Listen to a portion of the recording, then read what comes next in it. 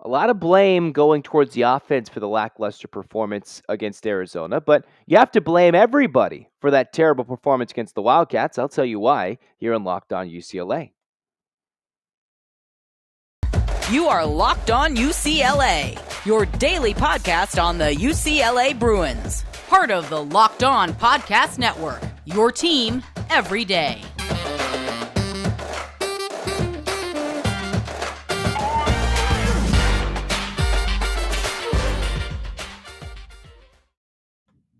Hey, everybody, it's your favorite host, Zach Anderson-Yoxsimer. You can find me at Zach and Yox. Thanks for tuning in. Locked On UCLA. It's free wherever you get your podcast, your team every day. Thanks for making your first listen each and every day. And you can find it on YouTube, like, comment, and subscribe. This episode is brought to you by Sling TV. Sling TV's got the UCLA SC matchup this weekend on Fox. Go check it out. Sling TV, the TV you love for a price you'll love. Try it today. Well, we'll try and dissect this god-awful performance by the Bruins against Arizona at the worst possible time of the season.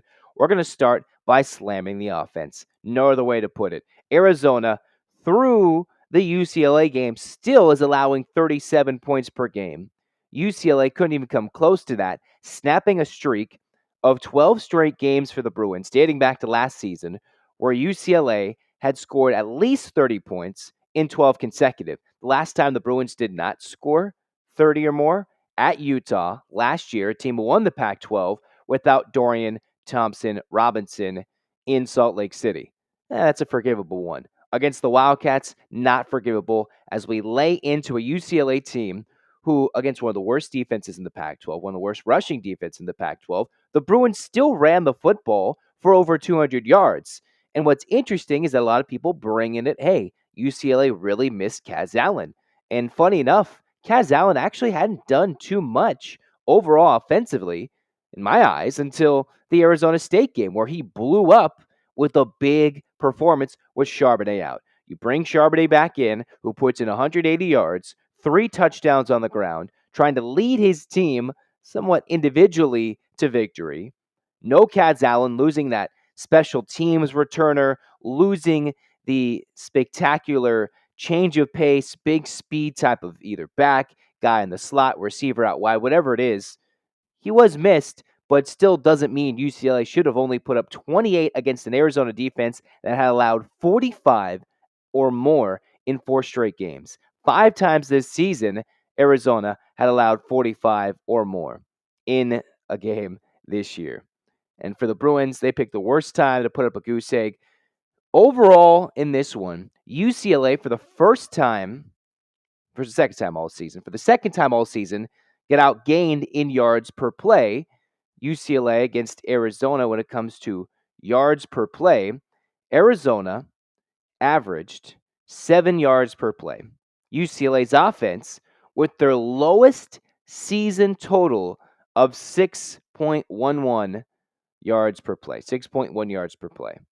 Not even against Oregon did the Bruins struggle that bad. They had 6.5 yards per play. Even against South Alabama, where the Bruins had to eke it out late, UCLA averaged 6.3 yards per play. Against Arizona, their worst yards per play churned out.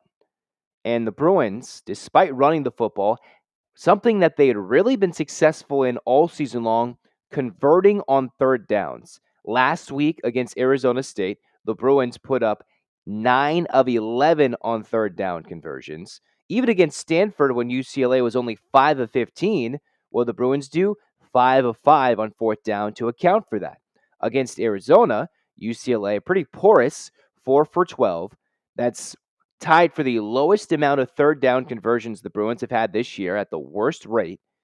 And fourth down did not help them. I know the last play of the game happened on fourth down, but it's pretty apropos with the Bruins going 2 of 5 on fourth down, not atoning for what usually is grinded out drives very quickly, though, but building success. UCLA's offense, despite technically outgaining Arizona 465 to 436, you have to think of it, that last minute drive for the Bruins, where they put up an extra 40 to 50 yards to really just kind of outgain the Wildcats.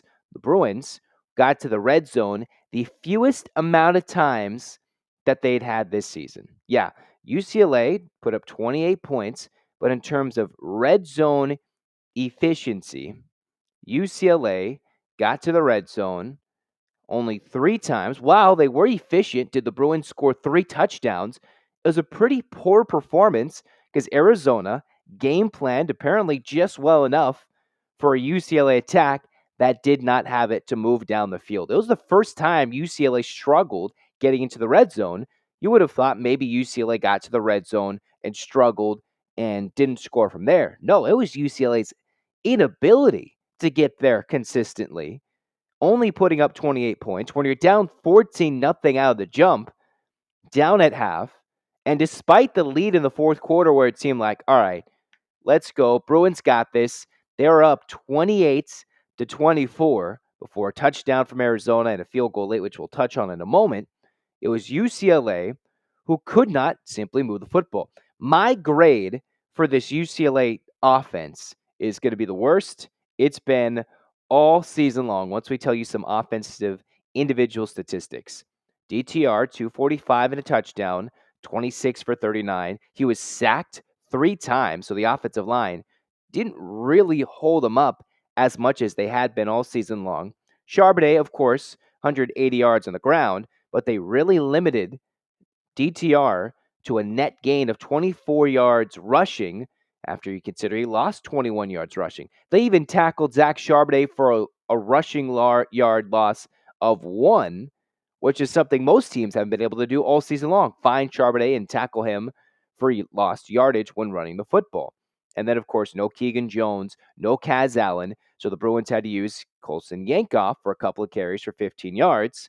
And Dorian's 11 carries didn't produce as much offensively as he did against Arizona State, or as efficient or as important as they were in other games. DTR, don't want to really blame this all on DTR, but he only averaged 2.2 yards per carry with 11 carries. Wasn't the most efficient. A lot of people are going to point to that last pass play of the game where it looked like Jake Bobo was wide open in the end zone, where still against a bad defense, they could have eked it out at the end. Even watching it live, it didn't seem like UCLA had a better chance making that last play, but rewatching it, they were that close to having a Hail Mary, from 30 yards out practically, miracle finish, which could have set up a top 10 matchup against SC. Well, instead, the Bruins found themselves on the wrong foot because Hudson Habermill, the only receiving touchdown of the day, 3 receptions, 60 yards. Bobo, mostly kept in check, 5 receptions, 60 yards. Cam Brown, 3 receptions, 58 yards. Zach Charbonnet, 9 receptions, but only 38 yards. So they really limited the Bruins in the passing game, which is the difference between UCLA moving the football and when it came down to forcing passing situations. They couldn't convert third downs, even the fourth downs. And when the Bruins finally clicked offensively, when they finally did, it was a little bit too late, and the defense just couldn't hold up the score. And when the Bruins needed to go right back, answer that Arizona go-ahead touchdown drive, the Bruins did not. They got stopped, did get the second opportunity, but overall, there's no way in most games you would say 28 points. That's not horrible. But for UCLA's offense and what they're built to do under Chip Kelly, this is a D-plus performance, considering who they're playing, what was on the line, considering an hour and a half earlier, Oregon losing at home to Washington, which kind of cleared the path for the Bruins, who still now need help to win the Pac-12. And they could have had a big-time matchup against SC, which is still important, but the Bruins' D-plus performance offensively. Not good whatsoever with your lowest yards per play, worst third down conversion rate, and least amount of trips to the red zone. No other way to put it, with a 28-point performance against a horrible Arizona defense that came to play and kept the Bruins off the game after DTR's one fumble, the only turnover. That was the only difference against the likes of Arizona. We've bashed the offense and we'll bash the defense. And in the meantime, inflation is hitting us where it hurts. It's got us thinking about cutting back. Unfortunately, the Bruins, well, they cut back offensively, didn't cut back defensively. But whether you're driving less or dining out less or buying less from grocery stores, there's nothing fun about less. including less wins. That's why you can start using Upside. It's an incredible app for anybody who buys gas, groceries, or dines out. With Upside, you don't have to cut back because you can get cash back on every purchase. To get started, download the free Upside app. Use the promo code LOCKED to get $5 or more cash back on your first purchase of $10 or more. Once again, in comparison to credit card rewards, loyalty programs, you can earn 3 times or more cash back with Upside. Again, it's a free Upside app. Download it now. Use the promo code LOCKED to get $5 or more cash back on your first purchase of $10 or more. Again, the promo code LOCKED, and you can get $5 or more on your first purchase of $10 or more and start earning cash back today. Well, the Bruins can't get that cash back for their lack of support defensively for the offense, which did not come to play. And sometimes you've got to continue finding ways to win games, as UCLA had been here in Locked On UCLA. Thanks for tuning in as we continue our grades of UCLA versus Arizona. They dropped it 34-28, giving a pretty porous Arizona team a win they, deserved, but the Bruins should not have given them. UCLA defensively. Sometimes the defense has to win games, and while they say offense wins games, defense wins championships, cliche, cliche, cliche, the defense has to step up. And as I mentioned throughout the week, Jane DeLora, one of the passing leaders amongst the nation, technically second in the Pac-12 because of Washington's Michael Penix Jr. And for the Bruins, they got to Michael Penix Jr. They sacked him for a rare time when they played Washington, forced 2 interceptions from Penix Jr. What did Jaden DeLore do against this Bruins defense? 22 for 28. 2 touchdowns, along of 48. And while the Bruins did sack him 3 times, they forced no turnovers against a slightly turnover-prone Jaden DeLora, who came in with 8 interceptions, amongst the top 20 worst quarterbacks in terms of turning it over, because usually Arizona had found themselves behind in games. Dating back to the keys that I mentioned on that Thursday episode, UCLA would love to jump ahead first. Don't let Arizona linger. Well, they lingered because Arizona jumped out to a 14-0 lead, which is exactly what they needed to do. Doesn't need to play from behind against a good rushing defense at UCLA rush attack. Arizona came out, got the score, stop score, 14-0. Blink of an eye, now the Bruins are playing from behind, and every downtrodden Bruins fan kind of looked and said, "Oh, here we go again." And it was one of those days where the defense just could not do it when it counted. I think the most typical, just the big play that encapsulated it all. It was 3rd and 18 after the big sack of Jaden DeLora. And UCLA, all they had to do was keep Arizona from gaining 10 yards. It was 2 plays back-to-back that set up the game-winning touchdown. 3rd and 18, Jane DeLore running back and forth, and in Chip Kelly's presser, he said, well, we don't feel like the defense was bad. Of course, remember, Bill McGovern, again, not there in person, the 3rd straight game he's missed being there in person at the wrong time of the season. The Bruins had done just fine in recent weeks.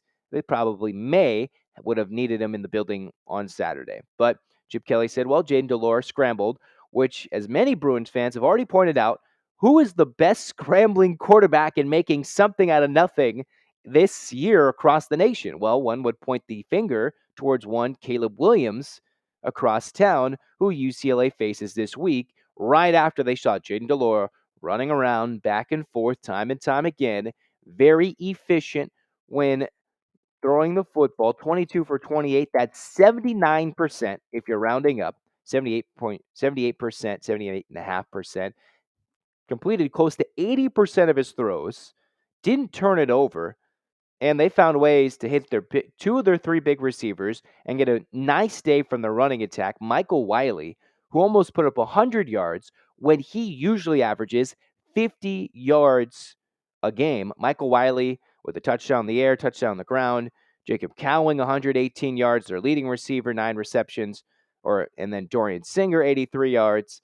And then to Teroa McMillan catching a touchdown, one of a couple touchdown tosses from Jaden DeLora, as he had a rushing score as well. DeLora running for Only negative 3 yards because of the negatives for the Bruins with the sacks and all that, but just his scrambling ability, his ability to maneuver the pocket, and UCLA's inability to bring him down. That 3rd and 18 looked like they had him stopped, had nobody open. He raced, got about 14 yards on 3rd and 18, and then on 4th and 4, the Bruins could have got a stop, whatever it may be. Game could have been over there. Instead, not only does he keep the play alive again, finds a man open for a touchdown, and that gives Arizona the lead. Right when UCLA had this game, when they were leading in the 4th quarter. And again, those are the two plays which pretty much set themselves up for disaster and for falling flat on their face, which the Bruins did. It's just what happened for the Bruins, as you can put more blame on the offense than you can on the defense. But either way, if you include the special teams disaster with the blocked field goal of Barmir in the second half, I believe a 45-yarder, people mentioning the missed points in the first half, the missed points in the second half, that's a 6-point miss. Whatever it is, the blocked field goal, if it was made, UCLA would have been in field goal position at the end of the game, attempting what would have been a game-tying field goal to force overtime. Of course, that changes the game in different dynamics. Either way, points were left on the board for the UCLA offense. Special teams, you get a blocked field goal, that's never a good thing. I'm going to give you a D+. You get a defense against, what was a prolific passing attack for Arizona, although that hasn't helped them in winning games for the majority of the season. The defense has to get a D+. And for the offense, it has to be a D+. So again, in the end of this story, the blame falls on all parties.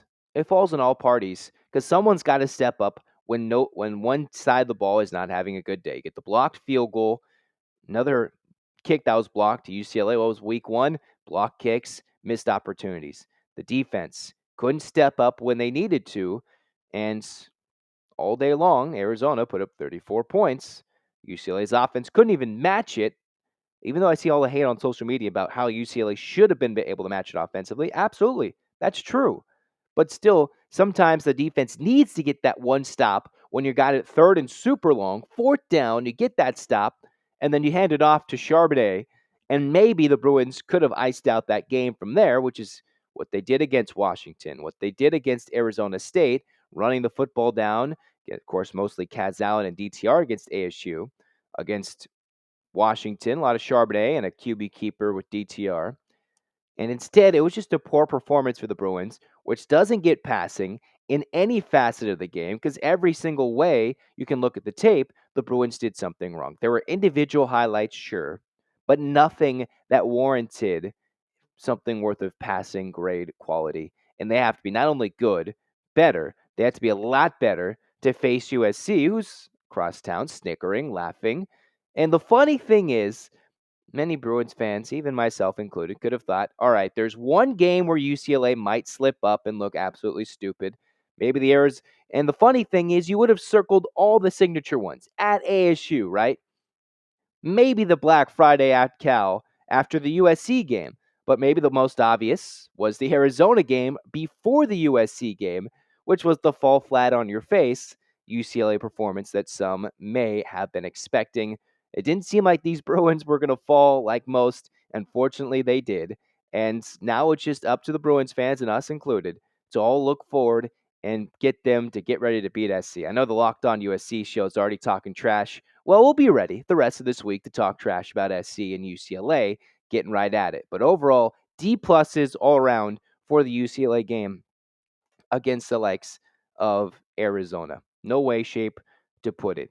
We'll talk basketball, a little preview of Norfolk State, and a recap of UCLA Long Beach State before we get into the week and highlight the UCLA SC battle for the victory bell. But not before we tell you this week's thrilling moments in college football, brought to you by Nissan.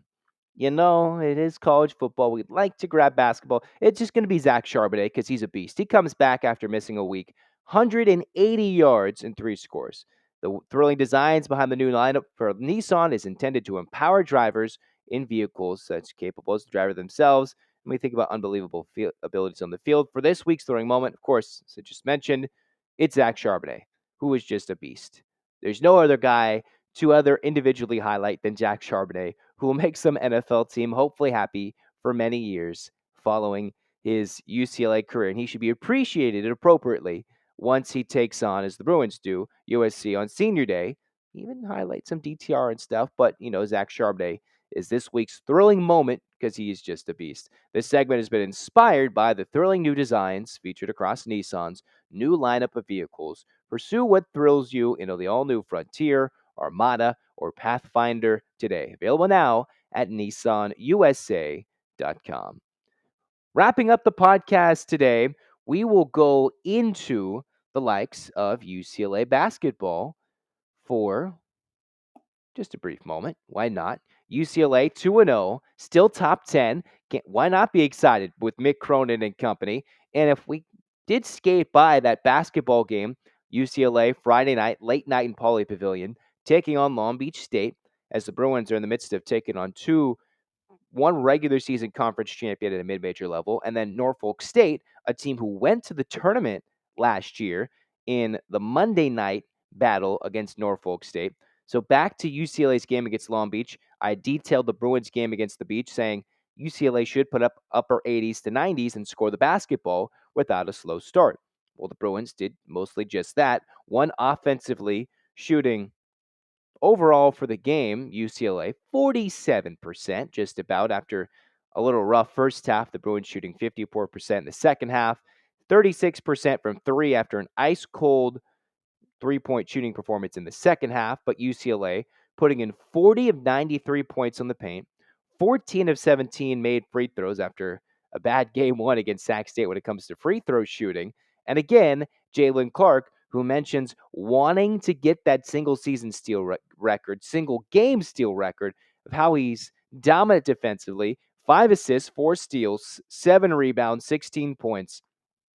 Absolute stud is also Tiger Campbell, crossed the 1,000 career points plateau when he put up 18. He only needed 4 against Long Beach, puts in 18 to lead all Bruins scorers. And Amari Bailey, 14 points, 5 rebounds, slowly feeling his way in the D1 college basketball ranks, despite leading the Bruins, did Bailey, in turnovers with 5. Jaime Jaquez Jr., 12 points, 4 of 14 shooting, not his best night. But again, UCLA getting the three-point shooting and really picked things up from the likes of David Singleton. 14 points off the bench. That energetic Superman off the bench, as Adem Bona also can't forget his Bruin career debut officially after missing game one. Bona, 4 points, or 4 of 4 shooting, 8 points, 8 boards in 18 minutes to start this one. And he had 3 personal fouls, only turned it over once. And again, the sheer athleticism for the Bruins was what really did this one in.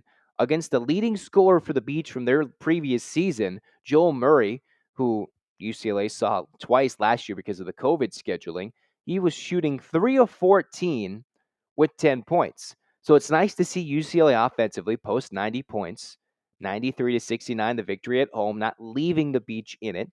And overall, when you point to the team's leading scorers, well, they mostly kept them with terrible shooting percentages. Jadon Jones, Joel Murray, those guys shooting well below 40% for the game. The Bruins holding Long Beach State to shooting 36% overall, 28% from three.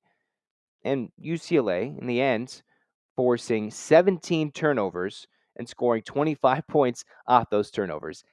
Defense can lead the offense sometimes, and when you can score the basketball, as purely as the Bruins can, that's going to lead to some easy victories, including some of these early mid-major home games before the Bruins go to Vegas this upcoming weekend and have some big potential power matchups, initially against Illinois, and then we'll see what the rest of the schedule looks like after that. Now against Norfolk State, UCLA 2-0 against the 2-1 Norfolk State, who hasn't beaten any D1s yet. They won 2 easy cupcakes at home, did Norfolk State. Then the Spartans, who last year went to the tournament, lost to Baylor, actually went to Baylor this year and lost by 17 in their most recent matchup. Within 8 at halftime, somewhat kind of kept it close and respectable throughout the rest of that game. And they're led in scoring by Joe Bryant Jr. Remember that name. He's a fifth year. He's from Norfolk, Virginia. 6'1 guard. Just put up 24 points, 6 boards against Baylor. And for UCLA defensively, they just shut down Long Beach State's two leading scorers. So it would be Joe Bryant Jr. as a guy to look at for Norfolk State, technically going forward. If you look at their individual stats, of course, depending on who they play, it's not all good competition. And one person and Jack Dombia has played one game. So between guys who have played two or more games for the likes of Norfolk State, they have five guys who are averaging 10 points or more, technically six, but overall, five guys with people who've either started or played more than one game have averaged have averaged 10 or more points. So this is a Norfolk State team averaging close to 80 points per game as they're trying to find ways to score the basketball and put it in the not 70 points per game, 88 points per game. I misspoke there. 88 points per game. This Norfolk State offense is going so far, going in comparison. The one thing that Baylor did against Norfolk State, they limited the threes. Norfolk State, game one, game two, closer to 50% from three against Baylor. They really struggled shooting from the field, only shooting 50% overall, but still from the three-point land, it's where they truly struggled. Baylor, 87 points. If the Bruins can score 80, most likely Norfolk State can't keep up. So big things for the Bruins against Norfolk State, which is one, see which freshman wants to step up. I want to see Bona have a nice physical game down low in the paint, score double figures, get that double-double that he can do, and impose his will down low. And for Bailey, as one of those freshmen, cut down those turnovers, bring it down, shoot a little bit better efficiency. And which other UCLA player is going to step up? Of course, Jaquez, not his best shooting night the game before against Long Beach. See if he can get those totals up. And then Jalen Clark, steal counter every time. How many times is he going to get four or more steals in a game? And I know there's the assist to turnover ratio as a stat. Let's see what Jalen Clark's steal to turnover ratio is. Game one wasn't so good because he turned it over quite a bit in addition to his steals. Game two, a lot better. Let's see how many steals to the amount of turnovers he gives back. That's a nice little stat to see what happens moving forward.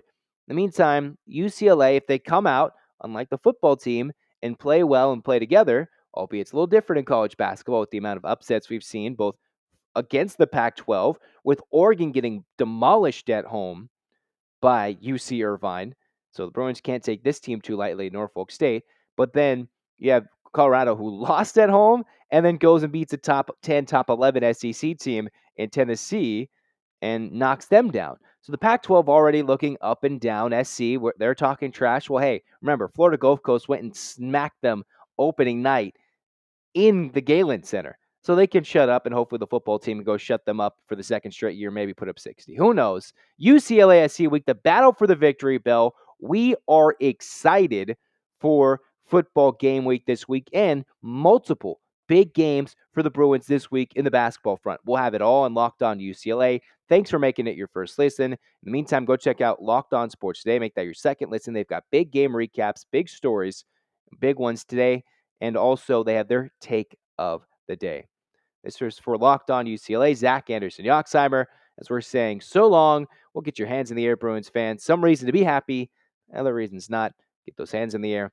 And 1, 2, 3, 4, 5, 6, 7, 8. UCLA. UCLA. Fight, fight, fight. This has been Locked On UCLA. Go Bruins.